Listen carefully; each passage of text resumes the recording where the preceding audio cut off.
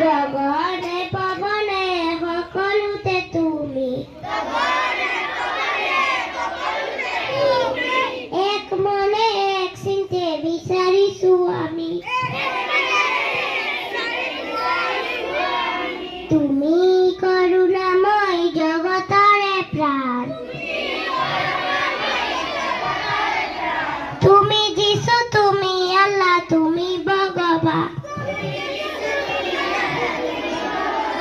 আমি অকণি কৰিছো মিনতি।